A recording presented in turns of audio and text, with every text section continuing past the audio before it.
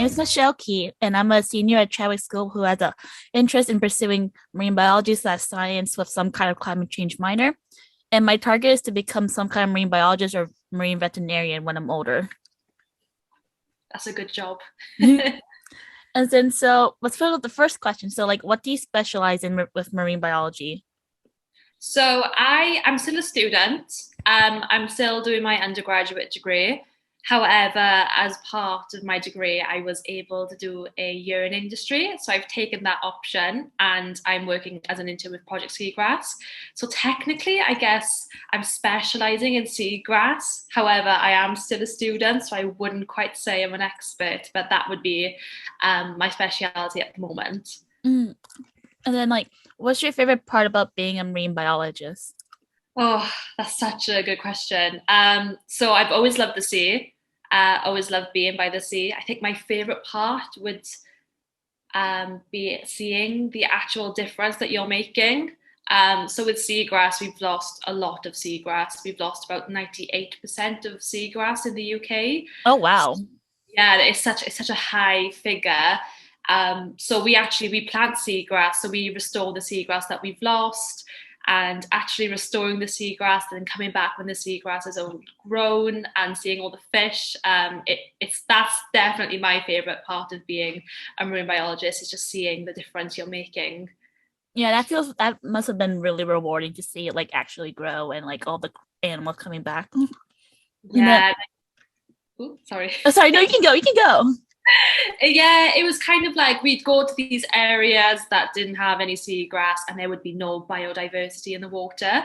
And then after planting the seagrass and coming back maybe 6 months after, it was like a hot spot. So much fish, so much invertebrates, just so much life, and that's the best part. And then, like, what inspired you to go into like the marine field? Ooh, as a youngster, I really like Nemo, Finding Nemo, and I know that's such a cliche thing to say, but I was obsessed with the film, and I would watch it about 6 times a day as a baby. And my parents would suggest that we watch something else, and I would just kick off. I'd cry, I'd scream. It was either we were watching Nemo or just not watching anything at all. So I think that played a massive part. Also, there's a presenter called David Attenborough. I don't know if you know who David Attenborough is. I don't think so. He's a big TV personality in the UK. And I loved his documentaries. I would always watch his documentaries. So he definitely was one of the reasons as well. I decided to go down the biological science route. So, but I think just traveling as a youngster, seeing the sea, seeing the fish, just being interested in that kind of stuff, as a young child, I think it's kind of pushed through into my adult years, and now I'm doing a degree. So yeah, definitely come from my childhood. Oh, I definitely seen his movies. I don't know actors or directors' names, but I definitely seen like Planet Blue and A Plastic Yeah, Earth. that's the big one. So yeah, he's got Blue Planet, and then he's got like a lot of land animal documentaries. Yeah, like Planet Earth, then like Yeah, Planet Earth Africa. yeah, Ah, all the continents. He's got so many documentaries, and they're all so good and so informative. yeah, like when I was younger, it was mainly like how I got into veterinary was just like watching a lot of veterinary type shows. I didn't really watch that many cartoons when I was younger. So that was I don't know how I had free room of the TV to get here, but like that's all I would watch was just like animal SPCA, like rescue shows, and then like talk about like the veterinarian stuff. And I found that super interesting. And that's how Yeah, I kind of got into it. And then my school was on the coast, so we had like whale watching trips sometimes, and then would talk a lot about like coral reefs and like kelp forests and like your lessons throughout the years.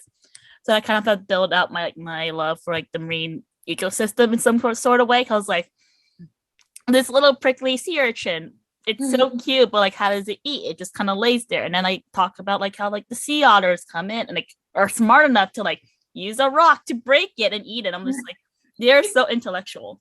And I just kind of fell in love with it. yeah, but that's such a big thing, like learning as a youngster and really getting you interested in this type of stuff. So your school taking you on whale watching tours or trips like that, it plays such a massive part in how your interests kind of develop in your adult life. So yeah, it's amazing that your school did that. Mhm. And then, like, what's your favorite part about being a marine biologist? My favorite part about being a marine biologist, I think obviously the being by the sea. Obviously that's a big thing, but the people that I've met as well would have to be one of the best things about being a marine biologist, because they are so they're incredible, and we all share the same passions, we all share the same view, and it's just meeting those like-minded people that want to save the planet, and they have the exact same goals as you, and they see the future in the same way that you do, and that's the best part, like how we all want to strive to protect our planet, not just for us but future generations, and especially the animals as well. It's great to meet such like people that just love what you love. Oh, I like repeated that question. I'm so sorry, but like, okay. Okay, next question is, what are some like the amazing things you've seen slash discovered when you're out on the field? Oh gosh, so many. I think I'm gonna have to say that we were in a seagrass meadow maybe about 6 months ago, and we were planting seagrass, and a lesser spotted dogfish, which is a small shark. It's about 50 centimeters at most, so it's quite a small shark, but they are Mhm. my favorite fish. And as we were planting this seagrass, we were surrounded by these dogfish, and they're quite rare. We don't see them often, and we were just it was literally there was six around us, and it was incredible. And that to my day, that's probably the best thing that I've ever seen. We don't get too crazy of species in the UK, so Mm. nothing amazingly cool, but I think that would be one of my highlights. Just the little sharks, so just swimming around us. It was great. That must have been amazing. Oh, it was so cool, so cool. And then, as we're currently living through a climate crisis, what are some like the major effects of climate change on your specific area of work? Oh, that's a good question. So seagrass is a really, really sensitive species of grass, and if the temperature was to change ever so slightly, or the pH in the water, it would have awful effects on the seagrass. So we're seeing now that seagrass is declining because it can't survive in the current climate adaptations, and it's such a problem because of how sensitive that the seagrass is, but also seagrass needs a certain amount of light, and it needs like specific kind of sediment. So if this changes too much, then it's gonna affect seagrass massively, and it's quite sad to see, but it's already having an effect on seagrass. And then obviously, if the seagrass decreases, then that's going to have knock-on effects on the species that are dependent on seagrass. So yeah, it's a massive problem, climate change, and I think we're going to see some awful effects on seagrass ecosystems, unfortunately. Yeah, definitely. Like throughout the years, like especially like at this time, it's like you see the major effects, and like scientists always being like, in by 2050, XYZ is gonna happen if we don't make these changes now. Which is definitely something like has stuck with me like in sixth grade, which I think was like the final cutting decision more or less of like why I want to like go into like the marine science field. It was like my teacher made like this like Google Docs of like things that would happen in the future, and he was like, in 2050, all marine life will only be seen in aquariums or something like that. And like that kind of like struck in with me and kind of just stuck with me throughout the years. And that's how I kind of flowed in more into like marine biology and like marine animals in that sort of way. Cause like I don't want that to happen in the future. And I'm sure others don't. So that's how it kind of developed. But we need more people like you. We need more people that care. So that's even though these figures they sound awful, and they are awful, it just makes people want to change their ways, and it makes people want to help to make a better planet and to protect these ecosystems. So although we are seeing the worst, and it's definitely the worst. Things will get better, and I mean, there's like you, like the future of marine biology. You're gonna come and you're gonna change the world, and you are, and it's a good time to be a marine biologist and to want to like make a difference, because this is it. It's now or never.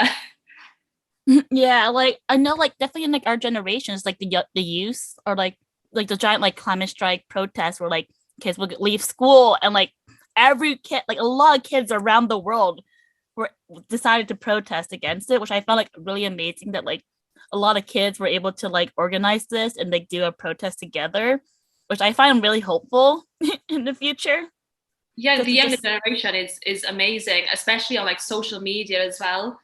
So yeah. so vocal, but like that, those tweets, those Facebook posts, those Instagrams, they spread, and they can get to countries faster than you can obviously speak. So like, the younger gen, honestly, we're awesome. we're really Yeah. we're great. And then what aspect in marine biology do you find like difficult? Like what was your most difficult experience? My, the most difficult experience, maybe getting experience. So I'm from the UK, and Mhm. so we have beaches, but we don't have many animals in the seas. We have dolphins, we do have some cool things, but nothing too drastic. And also, the UK government doesn't really think that marine biology and zoology is a priority. So there's not Mm. of kind of conservation. So I feel like gaining experience was probably the hardest thing for me to do. But I now that I've had that experience, it's a lot better, but it's definitely difficult to start your career, especially as a young marine biologist, because it is a very popular field at the moment, which is great. We need people to be passionate about the sea, but then that means that there's not much going on in the field, as in for jobs. But I feel like if you are passionate and you care about a certain topic enough, then there's always going to be a place for you, and there'll always be a job. Yeah. Like I've heard like from like all the people I've talked to, it's like it's really hard to become a marine biologist. Like it's really competitive to get in and Yeah. like to take a bunch of like as many opportunities as I can in order to like build up so I can have that chance to become a marine biologist, which is definitely something I should like remember and like take advantage of like in college. This is like take advantage of like all of like travel abroads about like marine bio or something like that, just so I can build up the experience, I think. Yeah, definitely. And I think in your college they'll have research labs, Mm-hmm. and if you volunteer at research labs and gain experience in all these different labs and fields and research, then honestly, the if you can get experience and it's there, do it, and it's the best thing that you'll do. Okay. And then how has your teamwork skills been challenged in your line of work? My teamwork skills, ooh. So I work with an amazing team. So I don't think it's I've my teamwork skills have been challenged. If anything, they've improved. Because I'm so used to working by myself. I'm such an independent learner, and I if it's not my way, it's the highway. That's always Yeah, I feel that. it's always been my train of thought. So I think definitely working with other people, that's changed my mindset completely. At Project Seagrass, the team is incredible, majority women, which I love. We need more representative women in the field. And yeah, definitely don't think it's been challenged. If anything, it's improved. So that's a great thing. Yeah, that's a great thing. And then what are some common misconceptions about marine biology and being a marine biologist? Oh, the one that comes to my mind straight away is that you're always in the water. You're not. I am behind my laptop so much more than I am in the water. But it makes getting into the water much better and that much exciting, but I am mostly researching, mostly answering emails, all that jazz, and I'm hardly ever in the field. I am in the field quite, like, I'm not in the field a lot, but it's mostly just computer work.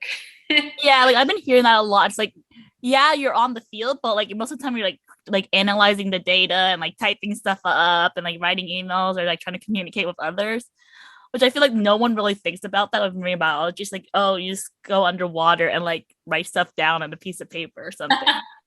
Yeah, and that's what my parents think I do. That's what my friends think I do. I don't do that. I wish that was my job.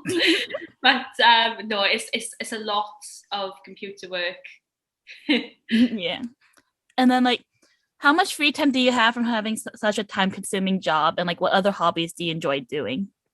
Ooh, I like that question. So it's definitely time consuming, but I feel like because I enjoy my job, it's a good time consuming. It's not a bad time consuming. But outside of university, outside of my internship, my other hobbies are I dive. I love Mm. diving. I think that goes hand in hand with being a marine biologist. Also, I love learning languages. That's probably my biggest hobby. I just love teaching myself how to speak loads of different languages. So yeah, that's probably my biggest hobby. Going out with my friends, all that jazz. That's really cool. Like I've been trying to teach myself some languages, but I always kind of just like give up after like the first like 4 lessons. So I know some basics, but not enough for me to like survive there. That's the thing. I feel like after it gets a bit more complicated, it's a little bit more difficult to keep the habit up. Yeah. I feel that. I completely feel that. And then the last question is like, what are some of your favorite marine animals? Oh, I like these questions. I think my favorite marine animal. Do you know what a hagfish is? No, what is it? Okay, so a hagfish is, it kind of looks like a snake, but it lives under the water. And they are really cool because their anti predation defense is slime. So if you were to pick up a hagfish, it would just produce all of this sticky slime. And it actually is meant to go in the mouth and the sensory organs of the predator. But some people who try to research these animals, they'll try and handle them and then just get handful of slime, and I think they're really cool. I think actually no, I think when you said slime, I feel like I remember reading something about like a card being like covered in slime from hagfishes. That's them. That's them. I don't know what happened there, but somehow like it got totaled by slime from the hagfishes. They can make so much as well. So this like kind of relatively small fish just makes so much slime. Yeah, that's really cool. I like I octopus. Pretty cool. I think for me, I'm like biased, so like definitely dolphins because my school's mascot is a dolphin, and I was just like when I was younger, I think I watched like a video of like a dolphin. They put like a mirror in front of some dolphins, and they were able to recognize themselves, which I found really interesting because most animals, when you see like mirrors in front of them, they like think it's either another animal or just like ignore it completely.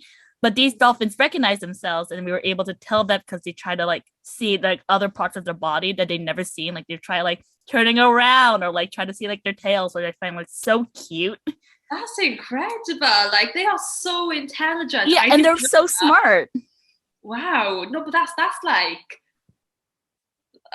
that's cool stuff. Yeah, so that's why I was like, I found them so interesting because they're so similar to humans in the way where like you hear like these videos of like them asking for help sometimes, and like we help them, and then also just like how smart and intellectual they are, and like how playful they are. I find them really amusing and like really interesting to learn about. I love as well how maternal dolphins are, and I think that's incredible. And I feel like as humans, we kind of, if something is humanized, as in if it's maternal, if it has like hands, fingers, like Mm-hmm. if something looks like a human, or something's like cute, then we appreciate it more. So Yeah. like that's definitely the how why we love dolphins so much. Probably, yeah, that's most likely why. They're also kind of like vicious, though. I feel like there's like sometimes they can be really vicious dolphins. I think, if I'm not Oh, mistaken. absolutely. I remember watching a video of a dolphin, and there was a diver just diving, doing his thing, kind of like minding his own business. He wasn't anywhere near this dolphin. This dolphin just came in and bit his toes. Yeah, they're like really vicious. They can be really vicious if they want to, which I find like hilarious. Don't mess with them. Yeah. Okay, so thank you so much for joining me. It was a pleasure talking with you. We'll end the interview here. Thank you.